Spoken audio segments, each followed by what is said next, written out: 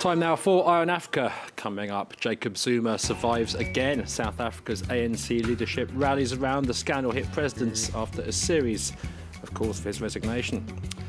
Elsewhere, Burundi blames Rwanda for an assassination attempt on a senior government advisor as NGOs continue to warn over the dire humanitarian situation in the country. Go on campus in the tiny West African nation of Benin, where students are fighting back against what they say is government bid to stifle dissent.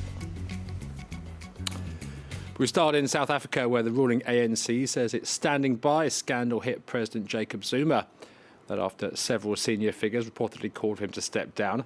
74-year-old Zuma has been plagued by accusations of corruption since taking office in 2009. He's under mounting pressure over near-record levels of unemployment. For more, I'm joined by our correspondent Aisha Ismail in Cape Town. Good evening to you, Aisha. Some confusion about what exactly happened this time round, but it does seem this was the first revolt he's faced at the highest levels of the ANC, at least. Well, the Secretary General of the ANC, Gwede Mantashe, described the discussions at the NEC meeting on the weekend as robust, honest and candid. And he says that sometimes the discussions were difficult. Now, the National Executive Committee is the highest decision-making body of the ANC and is the only body that can remove the president. And what happened at the weekend was an unprecedented move by very senior members of the African National Congress. These are cabinet ministers who called for President Jacob Zuma to step down or to be recalled, but they were outnumbered and defeated by those loyal to President Jacob Zuma, and so he survived this round. But what happened was that the ANC, well, the NEC then decided that they would rather throw all their weight behind strengthening the party and unifying the government, and also to deal with issues that were put on the table at the weekend. And these include President Jacob Zuma's bad image, the party's poor showing in the recent municipal elections, and also the number of scandals surrounding President Jacob Zuma. As you say, Isha, he's facing flak on a number of fronts. Is there a sense that the storm clouds may be gathering for him? Well, all eyes will now be on those members, these cabinet members who openly defied President Jacob Zuma by challenging him.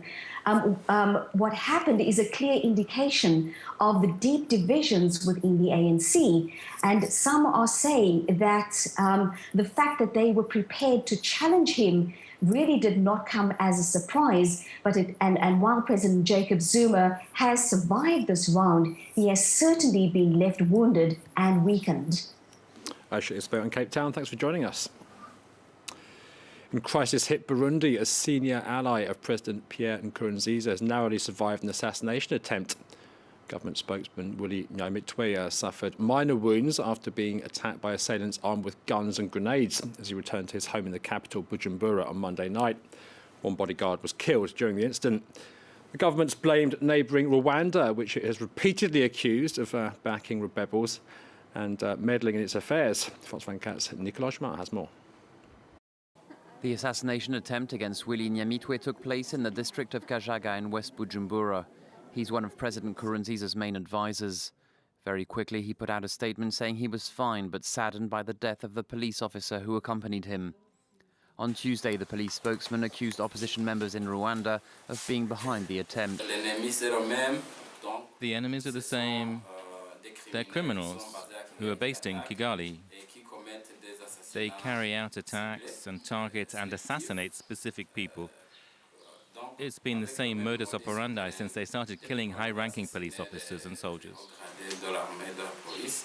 In the past, Burundi has accused Rwanda of supporting Burundian rebels, an allegation that Kigali has always rejected. This attack was the first in months against a close ally of the president. There have been a series of attacks against both government and opposition officials ever since the announcement of Nkurunziza's candidacy in April 2015 for a controversial third mandate. In August that year, his right-hand man, General Adolf, was killed. Since April 2015, more than 300,000 people have fled the country. The regime is much criticized by the international community. On Saturday, the government organized a huge demonstration to protest against the United Nations report that warned of a possible genocide in Burundi. In Uganda, a tribal king accused of stoking a separatist rebellion has been charged with murder. Charles Wesley Mbere was arrested on Sunday after fighting broke out in the west of the country. Authorities say the death toll now stands at 87. Mbere is accused of backing a militia which launched attacks against security forces in a bid to carve out an independent state straddling Uganda and the neighbouring Democratic Republic of Congo. Government officially recognised his Werinzuru kingdom in 2009. It was granted limited autonomy back in 1982 after complaining of marginalisation under British rule and then after Ugandan independence.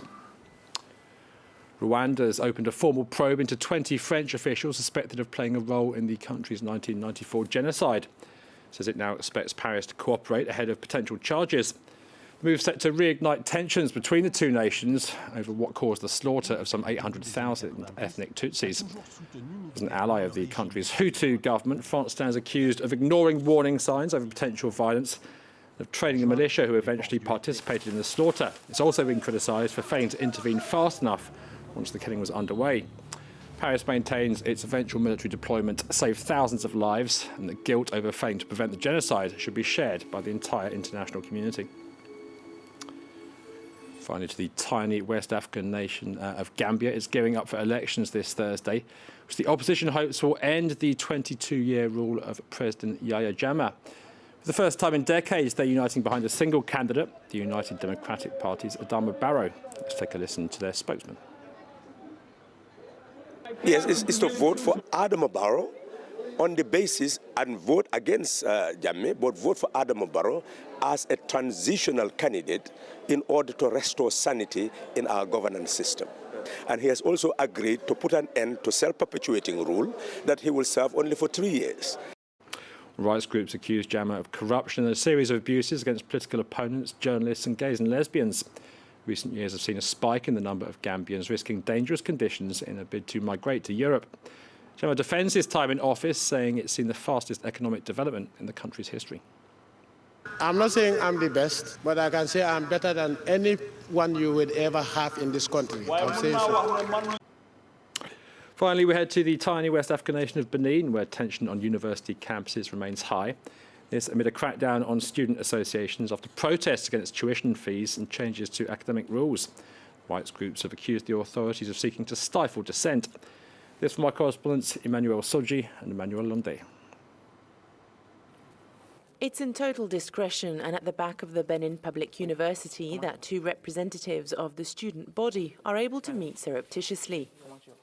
As a precaution, the meeting place is never the same. Students at Abomey Calavi University are under surveillance by undercover policemen. What do you suggest? To put pressure on the authorities so the associations can get their freedom back?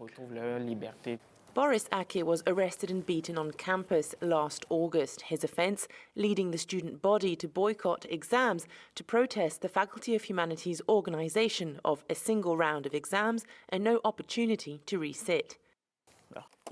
There were around 20 police officers. They beat me with their belts, their batons, their boots, hit me in my eyes, my stomach. I was a punching bag for around 15 minutes. The ban on activities led by student associations has been a major blow to campus life. Without their support, things are a lot slower. Lessons began in October, but up until now, the students haven't had access to transport services or the campus restaurant. And the campus dorms haven't opened yet. For all intents and purposes, the government would have preferred to speak with just one association. According to Amnesty International, this ban on activities shows an alarming trend to stifle any dispute. En interdisant, c'est une violation de la Constitution, en se disant qu'ils vont sortir un décret pour pouvoir restreindre, pour pouvoir contrôler comment est-ce que ces activités vont se faire, c'est encore une deuxième violation de la Constitution.